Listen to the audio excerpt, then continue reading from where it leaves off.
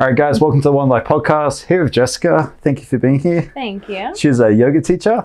I'm a yoga teacher. And you also develop yoga instructors, teachers to be successful in their own businesses, correct? Correct. Yeah, I kind of get teachers, whether they're green, just fresh out of teacher training, or have some experience, and not only help prepare them to teach on a schedule to, a live classroom, but also having conversations and seeing where their pathways are. And so part of my thing is being able to have a conversation and pull out where your strengths are and helping to hone in on that and launching out into the world of yoga. What are the different directions you can go with yoga? There's so many. So there's teaching a class, right? It is a studio like True Fusion that I work for.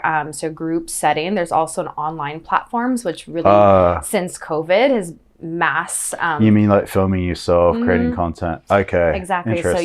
So now, like on Instagram, you can have subscriptions. And so you can film classes. You can have people have subscriptions as you film content. So you're helping people set that up? Pushing them in the direction for that, not necessarily like being on the business this side. Is where it would work best for you. Yeah. Okay, that's amazing. Yeah. And there's privates, which is really where teachers will make the most amount of money, is starting to go in that direction of working one-on-one with people.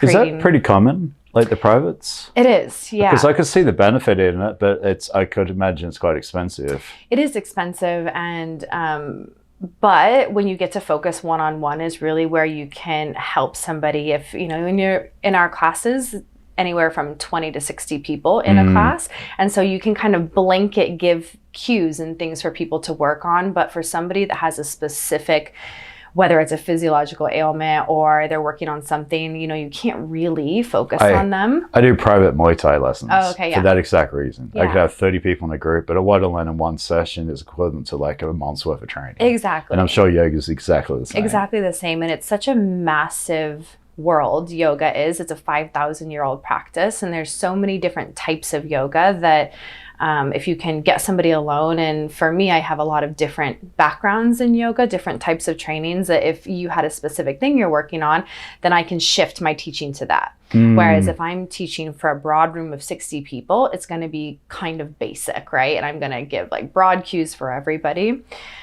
So let me ask you a question. Yeah. So I have Achilles tendonitis. And I know it's probably from tight hamstrings, etc. It travels up the body, yeah. I could hire someone like a private trainer to teach me exercises to stretch to get rid of it. Yeah. That's amazing.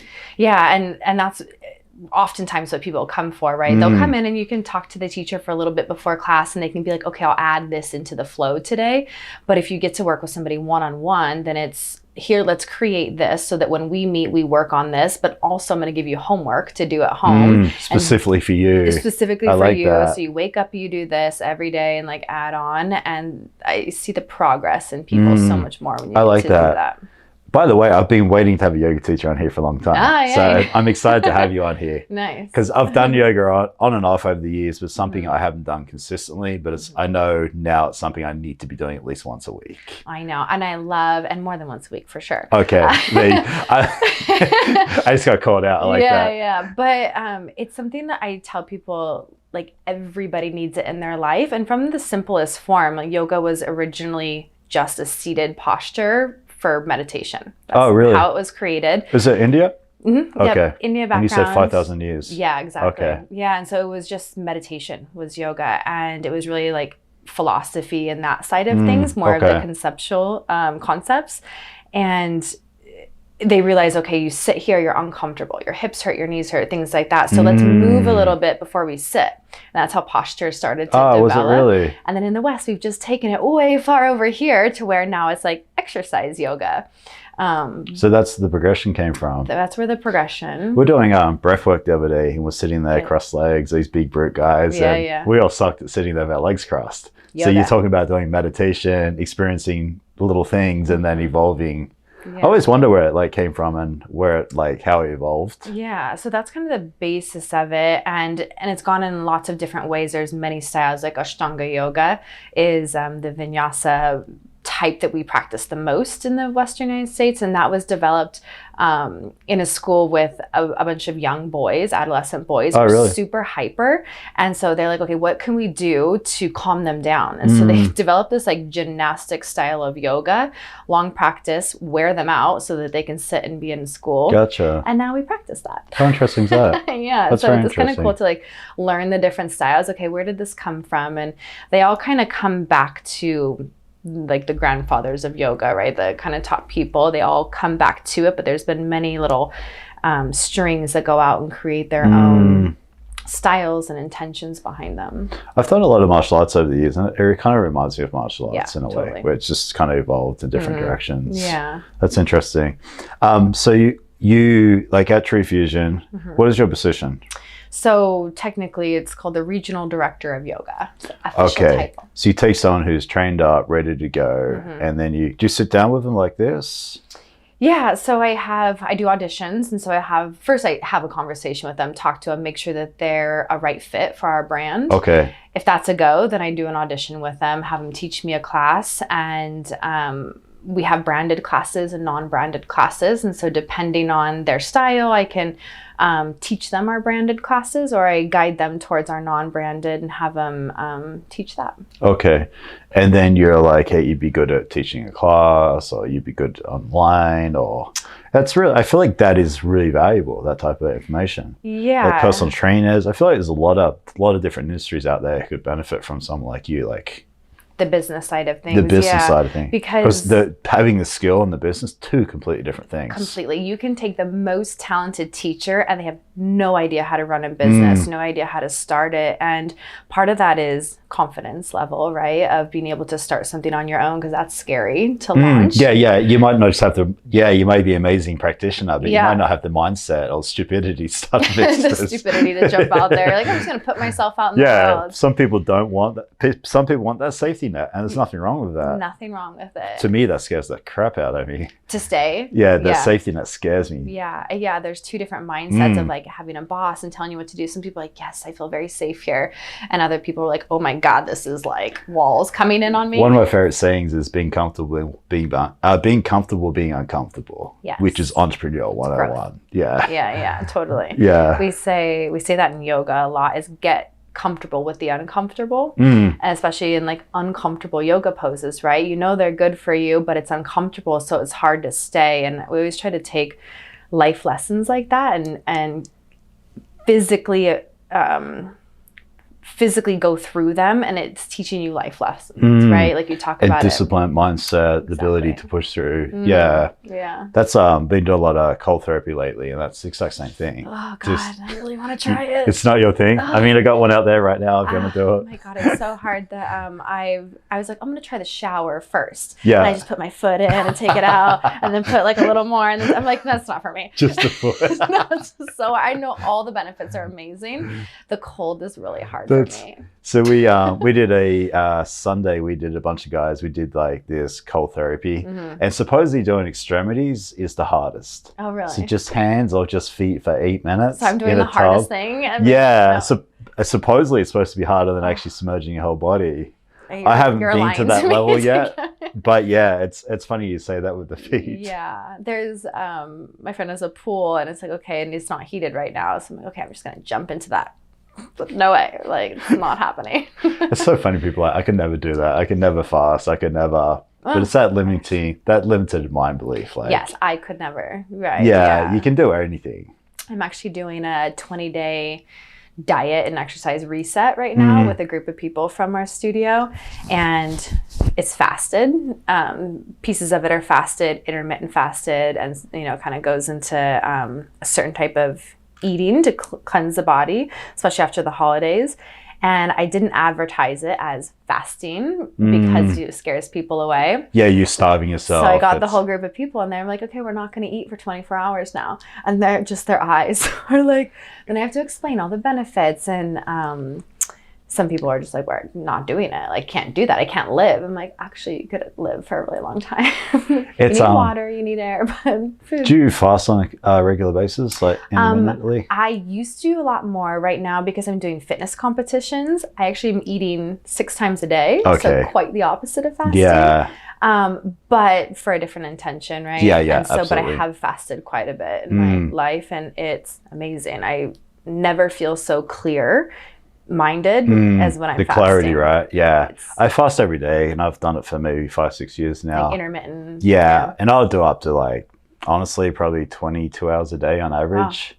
And I mean, when I talk about doing a 24-hour fast now, it's like piece of cake. I don't. It's completely normal. Yeah. But I forget that 99.9% of people think that's actually absolutely ludicrous. They're going to die.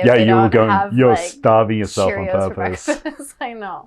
Yeah, it's that whole different that mindset, and what bugs me is people aren't willing to try something. Yeah. Hey, I can never do yoga. I can never do a cold plunge. I can never fast. Right. You can do anything you want. You're just going to want to do it. It's a mindset. And I think too, for me at least, of trying new things like that might seem really challenging is why? Why would I fast? Why would I do a cold plunge? If I understand the benefits of it and like do a little research, I'm like, okay, then I can do this, and then I can shift my mind. But if I'm just like, this is hard, I'm not going to do it. You got to reverse engineer it in a way, right? Yeah. But also we always talk about this. You got to make it important enough where you're going to do it. Yeah. And unfortunately, like you said, you're 37, 43. We're both healthy, both in shape. But we've made it important enough for us to make that a priority over our entire life. Every decision, making more decisions than bad decisions, that's what led us here today. But when you get pre-diabetic, you have that mild heart attack, you don't want to wait for that situation if you're given that second chance to make that change. Right. It's finding that reason, that why to make it important enough to do it today or yesterday or now. I know. I have a younger sister, and my family is quite the opposite of me. They're all obese, pre-diabetic or diabetic, and that whole world. And maybe it's why I've gone this way so much as I see it. And my sister, she's younger. She's 4 years younger and pre-diabetic, all these things. And I always try, I don't want to tell her what to do, but I want to like feed her. I'm like, I want you around forever, and I want you to feel good, and I want you to be confident, but I try to like feed her little things, and it's always this, well, I'm not this yet.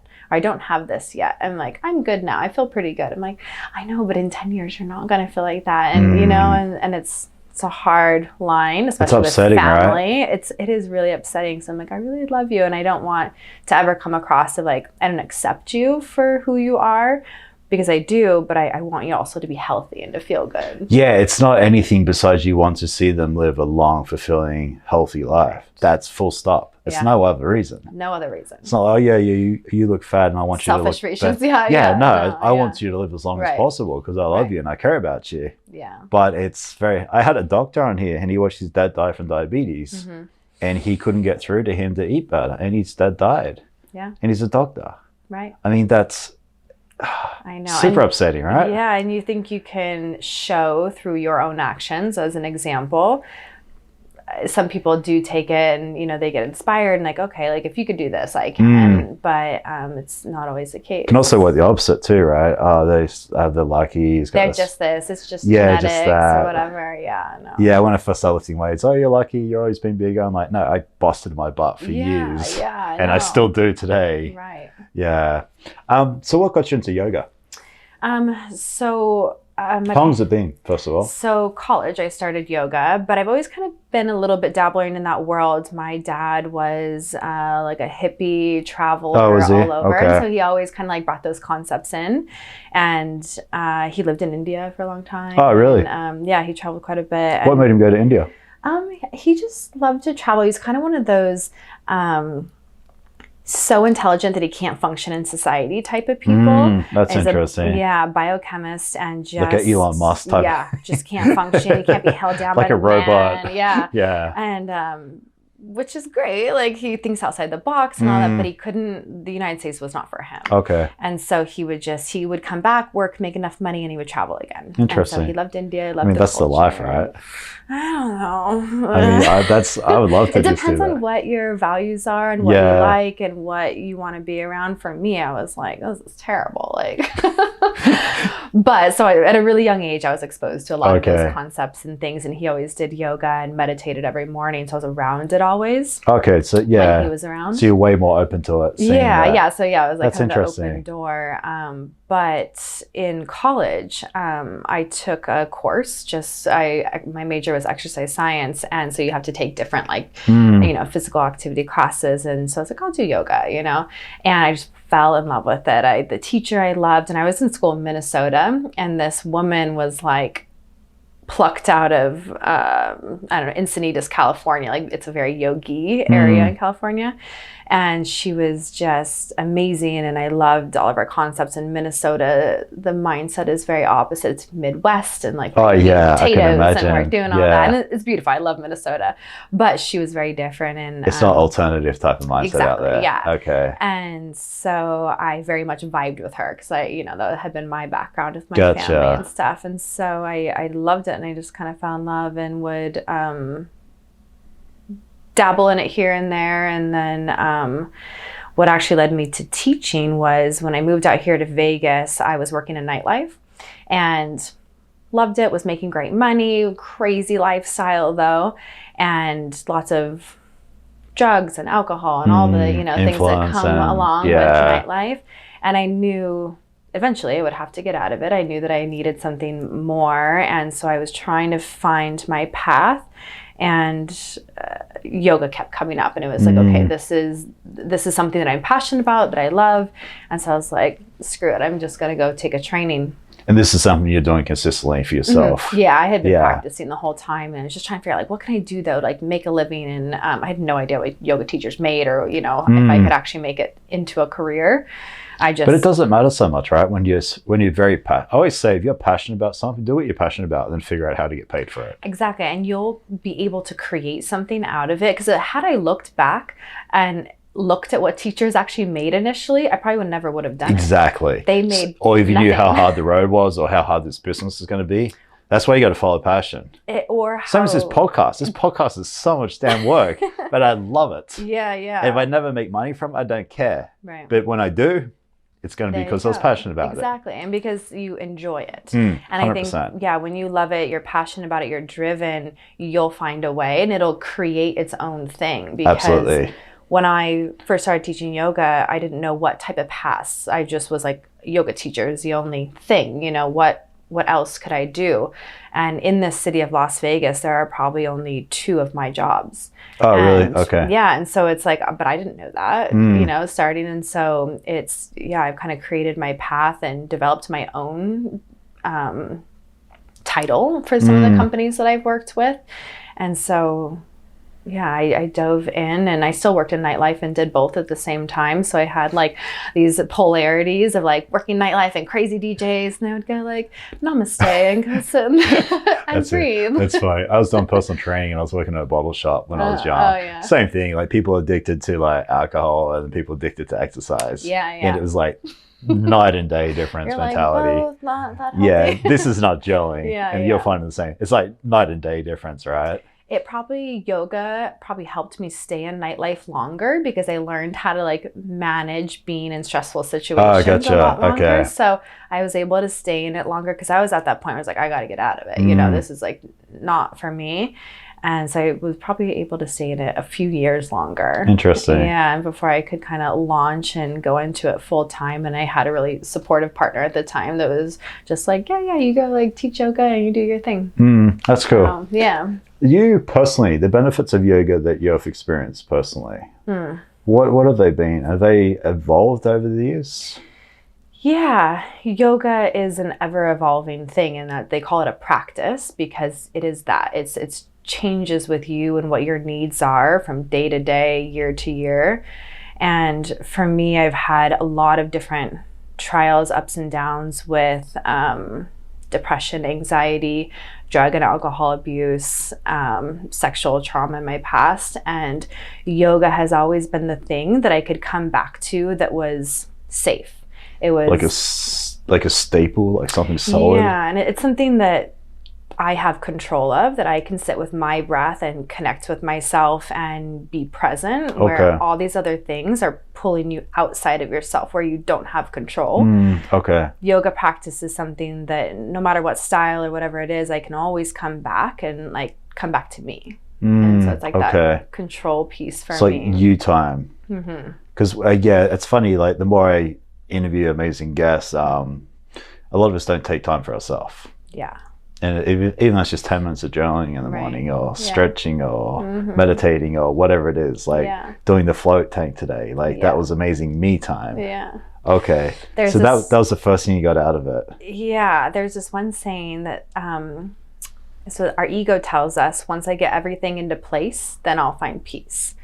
Our spirit tells us, once I find peace, then everything will fall into place. Ooh, I like that. And it's like that mindset of like, okay, take 10 minutes for yourself, and then you can do everything else. And like, you know, it's not that much, but you're like, let me get everything into place, let me check off everything, and then I'll figure out my own time later.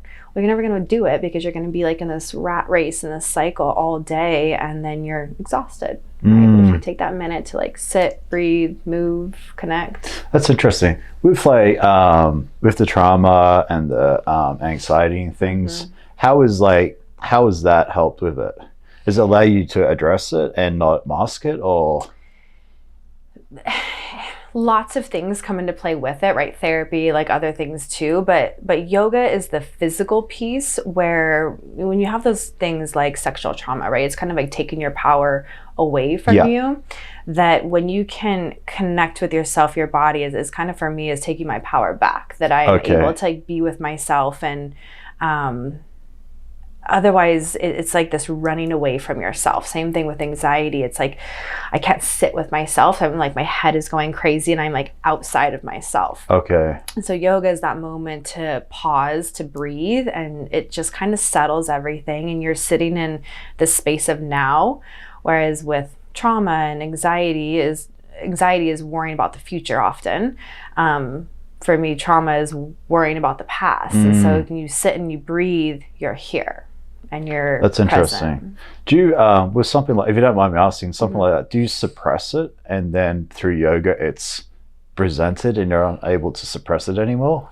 And you've had to learn to deal with it? Is that what happens?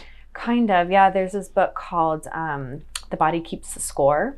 Okay. And it's that concept that everything that you've gone through in your life, your body remembers. You know, you're kind of like scars on your body, right? That your body remembers.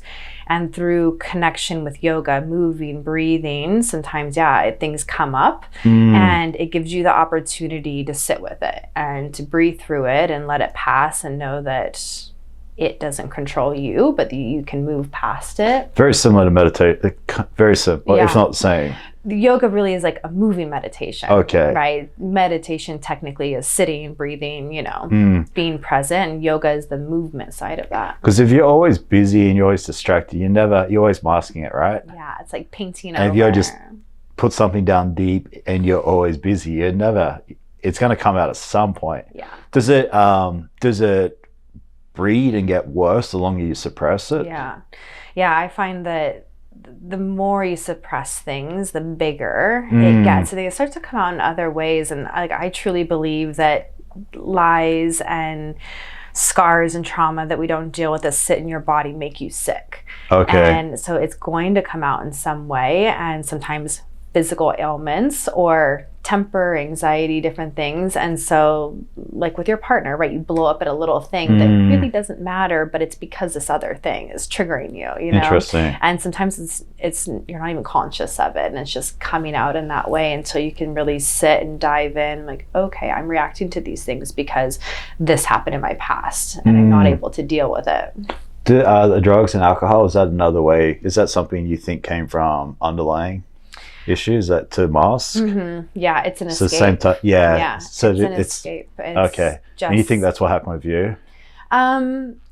Started drugs really young, like 17. Oh, did you really? Really young. Was that environmental, or was that suppressing, or a bit of both? Yeah, I think a lot of things. I had a lot of different ups and downs in my childhood, and maybe felt lost in my adolescent, and men, and having like kind of absentee father. While he was great personality wise, he wasn't really there. Okay. And so like searching out all the love in the wrong places, right? And so men that came in, I didn't make the greatest choices, and dated a drug dealer when I was 17. Okay. And so I was there, and because I I wanted to be liked, to be loved, all that. You're like, okay, I'm just going to do whatever is here. And then got wrapped up in that cycle at a really young age. Gotcha. Okay. I always talk about like your environment, but what led you to that environment? Yeah. So it's kind of both for me, right? It was kind of what put me in that environment, and then it was available too. So it was like both. Okay. Yeah. So benefits of yoga for you. So you're helping other people, you're seeing other people, you're training other people.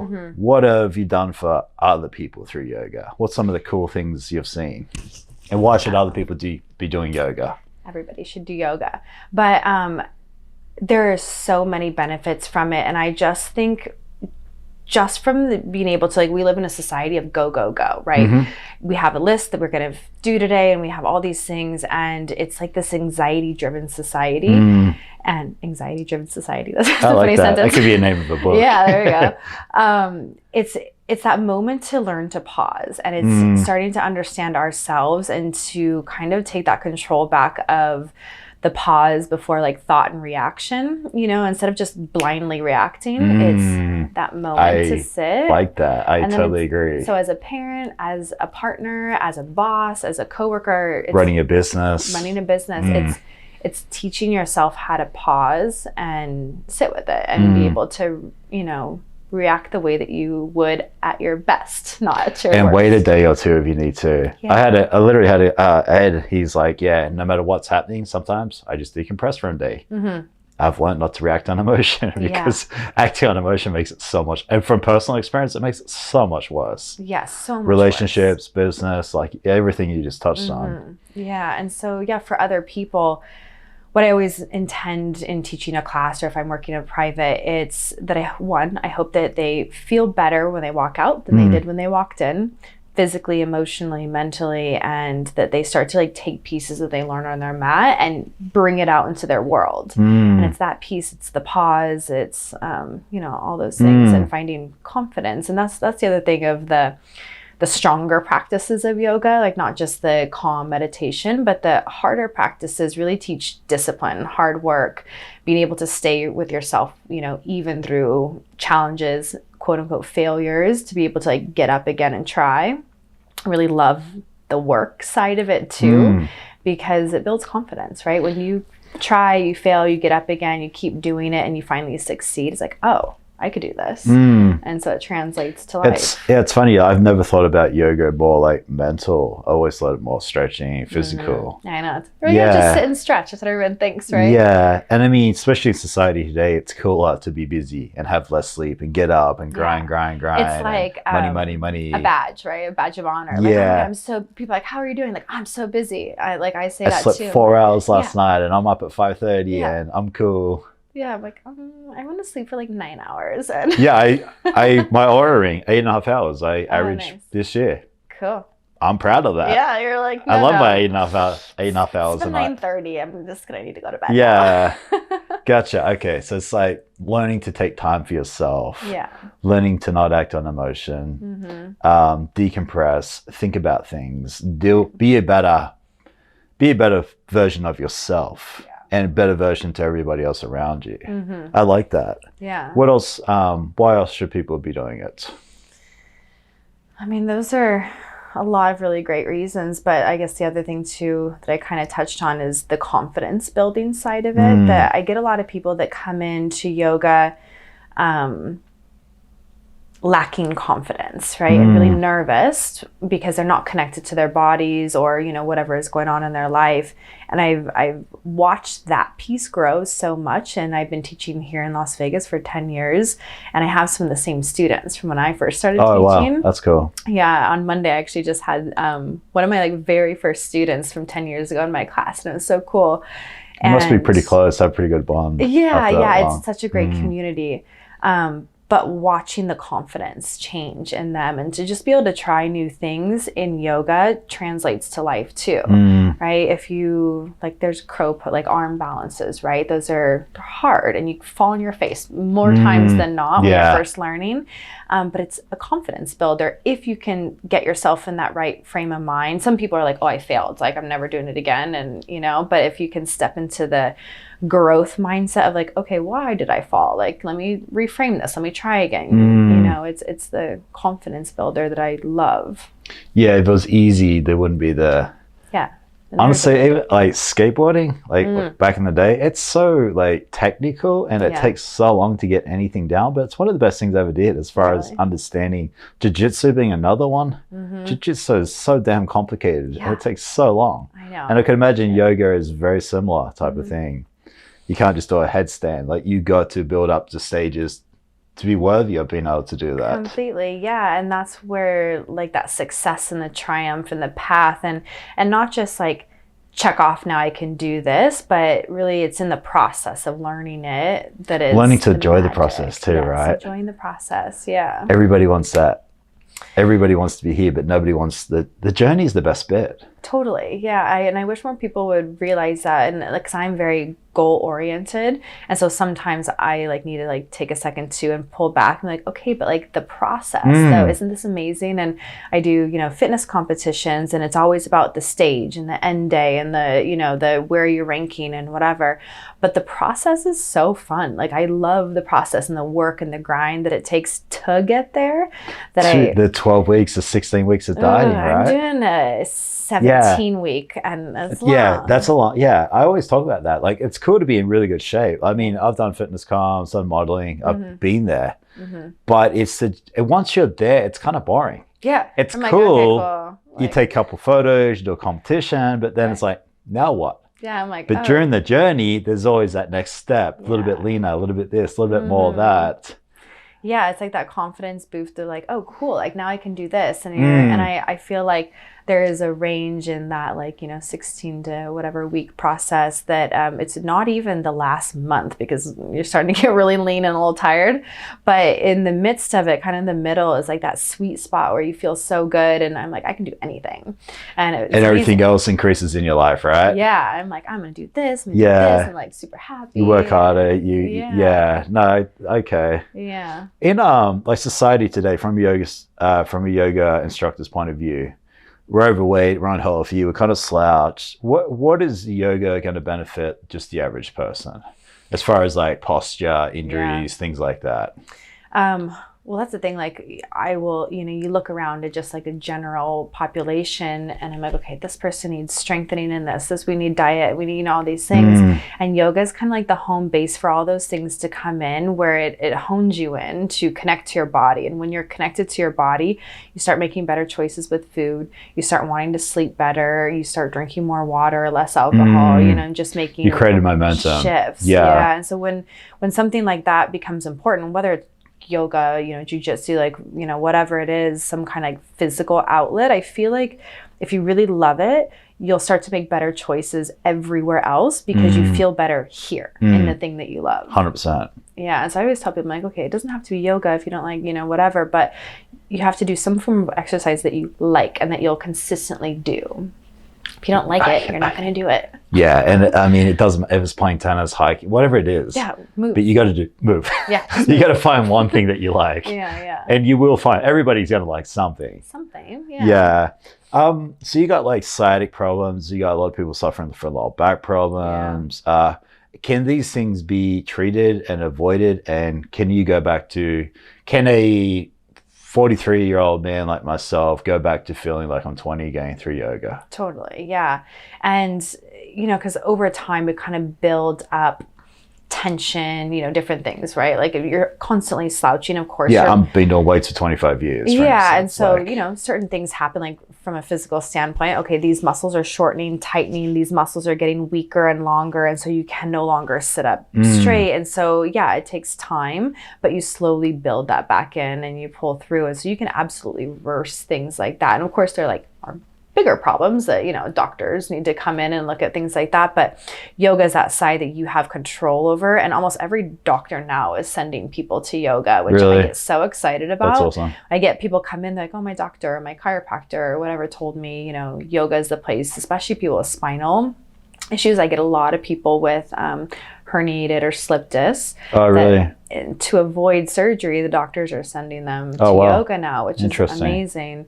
And, you know, sometimes they still do have to have fusions and things like that. But yoga is definitely a place where so many people are sitting, right? And you're like locked into these postures that if they just like got up for like a little bit every, hour, 2 hours, just like walk around and get some movement flowing, that, yeah, you can absolutely reverse those things.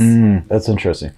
With not being give me a non-biased opinion, but Sure. Do you think yoga is probably one of the best staple things that everybody should be doing for that reason?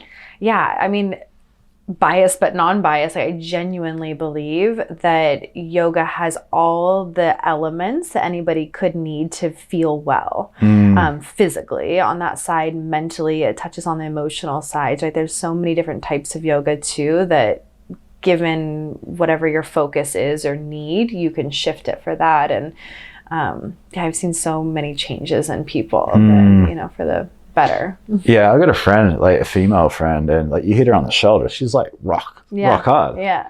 She feels like the same as I do after I go to the gym, and she just all she does is yoga. Yeah. So it makes you very strong at the same time. It does, yeah. Especially if you're doing that like more the rigorous vinyasa style of yoga. It's tons of strength. Some of the strongest people I know are yogis. And there's explain this to me. There's a balance between strength and flexibility, right? They work in conjunction with one another. Yeah. Can you explain that to me? So any of the standing postures you're getting, there's kind of 3 elements: balance, strength, and flexibility that come into play. Which balance being a huge one, right? Huge. It's the one thing that you lose the quickest as we get older, balance, if you don't work on it. And working on those 3 things in conjunction just keeps the body functioning optimally, healthy, so that you can move freely and feel good. But yeah, whereas, the quieter practices of yoga, so it's called like the yin side, they're all seated postures and stretching. That's focused more on joints and helping to relieve tension and work into the soft tissues of the body. Okay. So it's more like stretching, if you like want to call that, sitting and stretching, whereas the standing postures are more so working on all those, the strength element, the balance. Yeah, I could see that. And it's probably fair to say that probably 90% of us are struggling. We got something niggly on a daily basis, right? Say that again? Look, it'd be fair to say probably 90% of us have got something niggling on a daily basis. I was like, niggling, what's that word? I mean like niggly, a niggly, like type something going on. Yeah.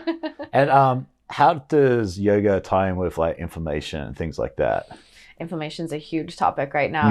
A lot of it from our diet, from cortisol, stress, right? And so the thing with yoga is breathing is the key component. Okay.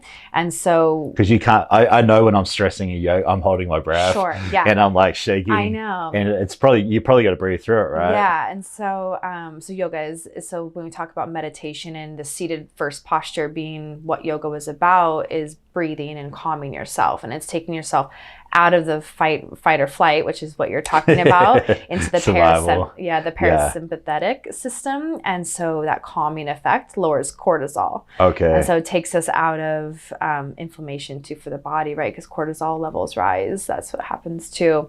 And so yoga from that level is balancing our hormones even and working with cortisol.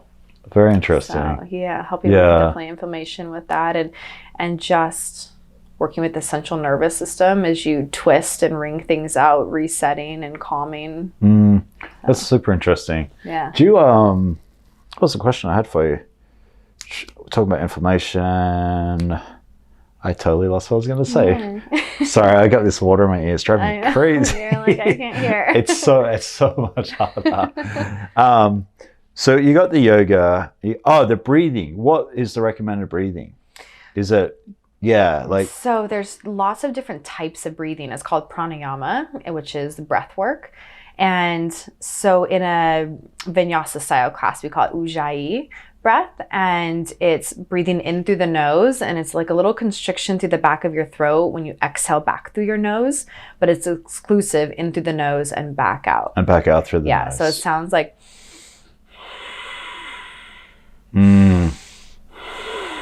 So it's like this controlled breath out. And what it does is, one, it makes a sound. And so it narrows in your mind to focus. And it just has this calming, like ocean calming effect over the body. Okay. And it just centers us. And so with movement, like bigger vinyasa style classes, you match each movement with a breath. And so it's pulling breath to body and planting you in your body, basically. Okay. Yeah. And so a lot of stuff's coming up lately, like we don't breathe through we mouth breathe, and what is the deal with that? Is it true? Like, why are we doing that? How do we avoid that? Yeah. So mouth breathing, the problem with it is, one, you never really exhale fully. When you mouth breathe. Yeah. And so you're, right, when you just like kind of breathe in through your nose and just like let the breath out, it's almost like just like this very shallow, very top, maybe 25% of just kind of letting the breath out. Whereas when you really exhale and get carbon dioxide out of the body, you're flushing the body, right? You need full inhales, but people forget the full exhale part of it too, and getting the breath out. And so when you breathe through your nose, it's just a little more conscious of like, and then fully exhaling all the way out. Yeah. And why are we breathing that way? Why are we breathing through our mouths? I mean, shouldn't it be? I know, like automatic, just instinctual? Shouldn't we just breathe the right way? I mean, I do breathe through my nose. You've been doing yoga your whole life. I know, and so that's what I was just going to say. Done that? Like, was I taught that? Did I just learn that? But that's why I struggle. Is like, we just breathe. Like, animals know how to breathe. We know how to breathe. Yeah. Why are we breathing wrong? Why are we supposedly breathing wrong? I know. When I look at different people that breathe certain ways, one, I notice heavier people often breathe through their mouth. And you can hear them too, right? Yeah. And I've been in the sauna, big weight. Oh my God, it's always uncomfortable. through the mouth. Yeah. I hate being around it, to be honest. It makes me very uncomfortable. And I'm not sure why, if it's weight on the chest that is making it hard to breathe. Because like, so when you're running or you're like exercising really heavy, all of a sudden you shift to breathing through your mouth, right? But they say to keep it through your nose, don't they? And so what I'm like, I don't know. So I'm thinking the heavier, like they're working you're harder. Under stress without actually having to go looking for it. Yeah. What I think. That makes a lot of sense. But I don't know. That makes a lot of sense. Guessing and you watch Family Guy ever? I have seen it, but I don't watch it regularly. There's a clip, and there's like maybe 50 obese people in a room, and they exaggerate the breathing and the noise, and it's the most awkward. Like, I know. You're like, just so you know, I can hear you breathing. It's like everybody's about to drop dead because they're just trying to breathe. Just trying to breathe. I know. Whenever I've had a stuffy nose or been sick or allergies, whatever, and I have to breathe through my mouth, I'm like, I'm so uncomfortable, and like my mouth is dry. I'm like, oh, I just don't feel good. Yeah. Can't do it. I've been doing cold showers for years, but I just started doing the cold plunges, and it's only been a week, but I've done it every day. But a huge thing I've noticed from it is my breathing through my nose has increased dramatically. After? Yeah, just overall. So even now, when I'm training, when I'm driving, I'm like, and I would say I'm breathing probably 3 times deeper, and I'm breathing in through my nose. That's cool. And this is something it's not why I did it. It's just something I've noticed from doing it.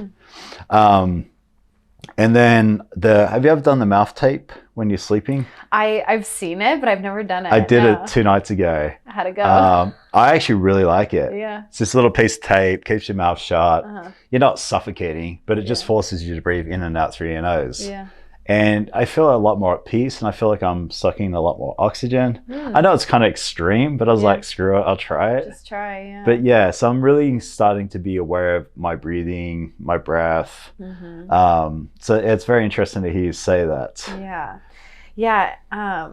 That's interesting. I should look into that. But I wonder what the correlation of doing cold plunges, if it's just that you are now more conscious of it, or if there's an actual physical effect and change. It's the fact I'm trying to survive, and I'm trying to like you're trying to like when you meditate and you're trying to calm everything down. I think it's the same thing. It's the same, like if you breathe short and you get like antsy and you're going to start stressing your body out, I think it's the opposite. You're trying to calm yourself down so you're able to deal with the stress. I think that's what's coming out of it. But I would do it for the breathing alone. There's all these other benefits, but the breathing has been amazing. And then it's carried over into the rest of your day. It's been absolutely amazing. Yeah. So that breath, the Ujjayi breath, is what we use quite a bit for like calming the mind. But there's so many different types of breathing that you can do. There's like balancing breaths where you breathe in one side, out the other side. Oh, wow. It's called alternate nostril breathing. And you're actually holding it? Oh, wow. You actually hold it. That's interesting. And there's different patterns that you can do for different intentions. And so we always think of, you have both masculine and feminine energies in your body, the left and the right. And so the concept is breathing in one side is pulling energy in one side, balancing it out the other, and back through. Interesting. There's square breathing, which is probably one of my favorites. It's you inhale for a certain amount. I always do 4, but inhale for a 4 count, hold your breath for 4, exhale for 4, retain the out breath for 4. And you just like in your mind, just inhale 1, 2, 3, 4, hold 4, 3, 2, 1, exhale, and just kind of go like that in a square. When I did the floating tank today, it kept you focused, right? Yeah, because at first I was like, oh, I'm never gonna get this. I'm never gonna relax. And I just started doing that breathing. Yeah. And before I know it, I was like, oh my God, I forgot where I was. Yeah. Yeah. I was just in this state of like complete calmness, and that breath is what did it for me. Yeah, I use that breath at the end of yoga classes quite a bit after they worked really hard, and I teach a lot of hot yoga, and so it's like we got to calm them down before I send them into shavasana to just lay there, in their meditation. And square breathing is that it kind of calms everybody down, pulls them back in, and kind of lets them. Is there a better name than square breathing? It seems too like westernized. I know. I'm sure there is another word for it. Have you got a fancy yoga name for me? I know, like Ujjayi, and the other one is Nadi Shodhana. That's like I square breathe. I know, square breathing. But it's amazing. I'm sure there is another name for it, but I don't know. Do you recommend using that breathing for meditation as well? Yeah. I've only just learned about it, so this is something I'm trying to. Especially because everyone, like, meditation is sitting there present, not counting, not focusing on breathing, because breath work is pranayama. It's not necessarily meditating and doing all these other things. But what I find is it is so hard for people to just sit and be silent, still, no thoughts. And so breath work really helps get you to that place. Okay. And so something like square breathing is really helpful to just kind of calm you down and put you in a state where you can be there. Okay. I always try to meditate first thing in the morning before I've looked at my phone, before I've talked to anybody, done anything, because you're just in that still like a little bit of sleepy state, and you can kind of stay there and, pull in. And the square breathing is really helpful. Do you do that? So do you do it in bed? Do you get out of bed? I get out of bed, and I have like a little side room next to my room. Okay. And I don't go downstairs usually yet, because then my dogs are like, let's eat and do this and that. And so I, if I stay in my room and it's still dark, because I get up 5, 6, so it's still dark here. The dogs are still calm. They just sit next to me, and gotcha. Like, okay, we're still meditating. And then how long do you meditate for generally? When I'm having a hard time or my mind is kind of crazy, I'll set an alarm so they don't have to focus on how long I'm going to sit there, but I commit consciously to 5 to 10 minutes. Okay. So not very long. Is that obnoxious to be taken out of meditation with an alarm? I do a really nice calm. Okay. Not it's like not no. I was going to say that sounds awful. No, something really nice, and it's like a bit of twinkling. music. Okay. Yeah, something like that. Because, you gave me anxiety just thinking about. Like an alarm. No, because otherwise, if my mind is already a little anxious, I'm also anxious about time. Like, how long have I been here? And so I'm always I peek and I look, okay, it's only been 2 minutes. Okay, I look again, it's been 5 minutes. You're just fitting the purpose. Yeah. And so if I know, okay, I know that I have 10 minutes, I'm going to set an alarm for 10 minutes, and I don't have to worry and look.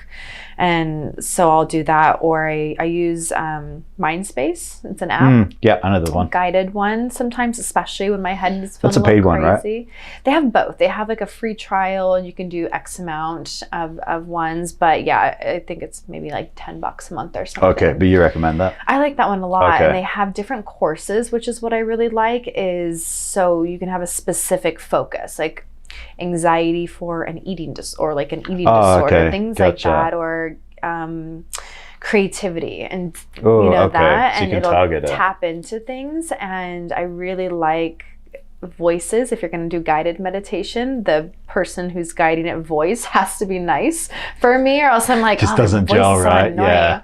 I really like one guy that's on that app, so I'm like, okay. It's he's got an accent too. Doesn't Matthew McConaughey have his own app, because he's got that such amazing voice? I'm sure he would sound great. Yeah. It's so funny. My Siri is American, but all my American friends have the Australian Siri. Oh yeah, mine. The guy that I listen to, he's British. I'm pretty sure. Is it? Yeah. Yeah. Well, you probably like that and resonate with that. Such a nice voice. Yeah. So I hear different things about hot yoga. Mm-hmm. Is it good? Is it bad? Where's the the bad things coming from? I Like, know. why are people kind of questioning it? Well, there's an extreme of everything, and okay, that makes sense. where people take it really far, and just like the plungers, just like everything, right? Yeah, you can take something really good and be extreme with it, like the fasting, and make it bad. like everything. Yeah, fasting, another one, right? Right. Yeah. All these things that they start out with really good intentions, and they're really healthy and good for you, and have great benefits, but if you take it to the extreme, of course, it's going to be dangerous. It's not going to be healthy. I never thought about that. Yeah, and so hot yoga has a lot of benefits, and it really depends on you coming into the room. Some people run hotter, and so hot yoga is really hard for them. Like my sister is a really hard time in hot yoga. Do you find males struggle more? Because females always seem to be cold, and males always seem to be hot. Men run hotter, yeah. So the males struggle more than the females? I would say in yoga in general, yes, because for many reasons. But guys, not to generalize, but come in a little bit tighter and 100%. Less focused and quit easier. I'm just kidding. Making some enemies now. No, but yes, tend to run hotter, and so it's harder. Yeah. Okay. So it's like people doing things extreme. Yeah, and the thing with hot yoga is you're sweating, right? Or you should be sweating if you're healthy. I'm sure you're sweating a lot. Yeah, some people don't sweat. It's actually sweating actually, in my opinion, the ability to sweat is a healthy thing, right? Yes, if you're not sweating, there's a problem. Your body needs to be cooling itself down, and that's how it does it, is by sweating. So if someone who doesn't sweat well, that means their body's not functioning properly. Correct. Why is that? I don't know. I think there's multiple different reasons for that, but I sweat a lot. Yeah, so do I. Kind of stupidly. When I teach, I don't practice. I just am talking the whole time, and I'm sweating just as much as the people doing it. Like just drenched, wet footprints everywhere. And that's your body's system working well and expelling, to cool itself down. But with that, so sweating, yes, it's good, but at the same time, you lose some of the good with the bad, so you lose minerals through your sweat. And so part of the dangers is if you're not replenished either when you come in, if you're not at good optimal levels of your hydration, potassium, salt, like those kinds of things, and your electrolytes, things like your electrolytes, all of those pieces, that's when people start to have issues. We've had people pass out, all that, and it's not that hot yoga is dangerous by itself, but if you come in not in a good place, your electrolytes are low, like you had a long night of drinking or something, like you didn't or you're just unhealthy person who's just suddenly jumped into something extreme. So would you recommend somebody who hasn't really done yoga, who isn't really healthy, not to probably jump straight into hot yoga? No, I would still say to come to hot yoga, but to prep themselves well with hydration. And I always say, like, okay, it's not just water hydration, but it's electrolytes. And you can get your trace minerals. I always use a supplement every single day that has 20 something trace minerals in it, on top of potassium, zinc, magnesium, all those things that we lose to replenish it. And some people need salt tabs too. Do you recommend? I put Himalayan or Celtic salt in my water. Do you recommend stuff like that as well? Me too. Yeah, I always tell people, especially when you're fasting as well. Especially, I say first thing in the morning. Water. I do like a lemon, ginger, apple cider vinegar, and salt. Huge. It preps your day, doesn't it? Yep, and just like. So what is your mix exactly? It's warm water. Yeah, so warm water. I make these little ice cubes. I squeeze lemon juice with blended ginger, and then with water, I make ice cubes so they're ready to go. And I just that's smart. I like that. Two of them, and then because I hate making that concoction in the morning. Yeah, and every morning you have to shred it all. I feel like I just did this. You got to prep. What is it called? Proper planning prevents piss poor performance. I like it. So I'll take the ice cubes and just pour hot water. I do an apple cider vinegar shot, and then put salt in my concoction and drink it. And you're prepping yourself for the day. And it's kind of prepping your stomach for the day, isn't it? Yeah, because if you go straight to, I love my coffee, but I'm like, just hold on a second, rehydrate first. You just fasted and dehydrated potentially yourself for however long you slept, that you need to rehydrate. I like that. I got a friend who swears by it too, and he's the one who taught me. Yeah. So the benefits of hot yoga through regular yoga. Yeah. I'm thinking detoxification being a big one. Yeah, and so you sweat, right? You feel like you expel a lot of things out of the body. But the thing with hot yoga that's so great is you think of your body like plastic. And so the warmer it is, the easier it is to move. And so for people that are on the tighter side, I would rather send them to hot yoga because it's going to give them that extra little step. So that's what I need to be doing. To make their body more pliable. But really, once you become a more advanced practitioner and are free moving a little bit easier when you walk in, you can breathe effectively, you don't really need hot yoga anymore. And so from my own practice, I don't do hot yoga very often. The vigorous type of hot yoga, I don't. The more quiet yin yoga, I like in the heat still because it just feels good. But if I'm going to do a rigorous style of practice, it's non-heated. I don't need the heat as that added element anymore for myself. And everyone's different. Some people like swear by the heat and they only want to practice. Yeah, I see that a lot. Would you say one hot session would be equivalent to maybe two like just regular sessions as far as like being more supple and pushing it a little bit further? Or is it two different animals? It really depends on the person. For me, when I do non-heated yoga, I work so much harder because I'm not battling the heat. Whereas when you're in heated yoga, for me, the heat is the harder part. And so maybe I'm working harder in a different way. But as far as getting into really advanced poses, like when I'm in a heated room, I don't want to do a headstand. I don't want to do a lot of arm bounces because I know I'm going to die after. If I'm in a non-heated room, I want to do all of those things. And so for me, advancing my practice more when I'm in a non-heated room and actually working much harder. In that room, I'm like, I'm just gotta breathe. My intention is like, just breathe. Just breathe. I'm glad I asked because that's a very interesting point. Yeah. And then after hot yoga, what do you recommend? Same thing. So you should always come into the room hydrated and then you have to rehydrate afterwards. And so replenishing with water and electrolytes, getting things back in, making sure the salt and the potassium levels are up, and so supplementing. What about like cold therapy, cold showers, to close the body back down? So what's your thoughts on that? When I've done a really hot class, I used to go into the showers afterwards and take a cold shower and just to close everything back down.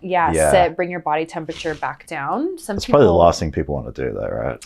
I mean, I think it feels so good. Yeah. But when it's so cold outside, maybe a lot of people don't do it because they're going to be freezing when they walk outside. But it is kind of that concept. Okay, like you bring yourself to this really hot level. Okay, bring yourself back to. How hot is it in there? So our hottest is 103.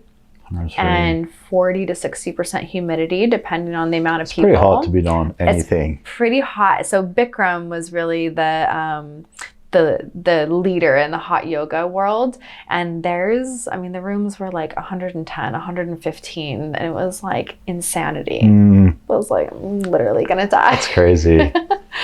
And then just kind of finish up with like someone who's looking to do yoga, looking to get started, is questioning why they should do it. What do you kind of tell those people?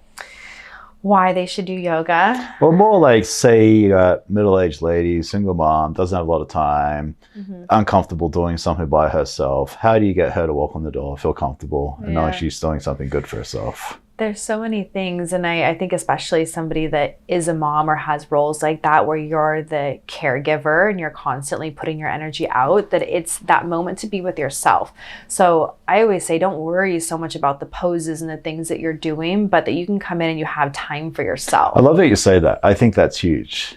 To not be perfecting the poses, to literally allocate time for yourself. And if this is the way you do it, this is the way you do it. And then by doing that, you also have the ability to progress and get other benefits and do other things. And then if you actually start to like feel good and you walk out of the room feeling better, then you have so much more to give when you give yourself that little bit of time. And it's not just moms or parents, right? But it's like we all have relationships in our lives that we have to give, and sometimes it feels like constantly outward and never pulling back in. And so it's just that little bit of time to pull in and fill your own cup. That's you're married? Huh? Married? Divorced. Boyfriend or anything there? Yeah. Do you guys do it together? And is there a benefit of doing yoga together as a pair? Yeah, there is definitely a bonding experience in because I've had both relationships where in one they didn't practice at all. And I was always like, oh, like, please come. It's so great, whatever. And it's just like, okay, we don't like view things the same. Whereas now he actually owns a yoga business as well, and is a yogi and practices and teaches. And it's like, it's like a bonding experience to be able to like work together. Yeah, that's what I was going to say. You do get a bonding type thing doing it together. Yeah, that it's just like, okay, we're going to go and you're going to work and you're going to feel good afterwards and your endorphins and all that stuff. Yeah. Is there any competitive within yoga, or is it more like a support? It's not supposed to be, but there can be the competitive side. Yeah. I would say his practice is actually so much more advanced than mine. Oh, really? Like way far. He does handstand programs for people, and so like he'll just like stand up on his hands and like walk just around have a conversation and so drink his coffee. Yeah, it's so annoying. But his program's amazing, and it's building like that confidence in people to learn how to. You build confidence through physical practice to relate into your life. But yeah, it's a great bonding experience to be able to do that. Yeah, that's interesting. Yeah. Cool. We have a partner yoga workshop for Valentine's Day. Oh, yeah. See, that's cool. That we're doing. And it's a little bit of stretchy, like partner type stretching things together. Oh, like together. Oh, that's cool. I like that. And acro yoga, which is like, have you ever seen where people like lay on the ground and they're holding the other people with their legs? Oh, so you're teaching that? No, one of my friends is teaching it. Oh, wow. That's cool. Yeah, and they do like... I always wonder how you learn that stuff. Yeah. Sometimes it's just like goofing around in the house. I'd be interested to come out to that. It's totally fun. Yeah, it's on Valentine's Day actually, and it's like 4:30 or 5:30 or something. And him and his partner are teaching it, and she is some kind of cirque performer, but yeah, it's just fun, and it's even just learning to breathe together and to sit together. It's like an intimate moment to be able to I'll definitely hit you up about that. That's cool. Yeah, I thank you so much. Yeah, you're very welcome. I learned so much today. I'm so pleasure to have you on here. Yeah, you're very welcome. Like I said, I was looking for yoga, and that was amazing. So much in the yoga world. Yeah, and it's honestly, from my personal experience, this is something I know I should be doing, something I want to implement on a consistent basis, and I know it's going to change my life. So that conversation might have been what I needed. Did I sell you into the yoga world? You definitely sold me.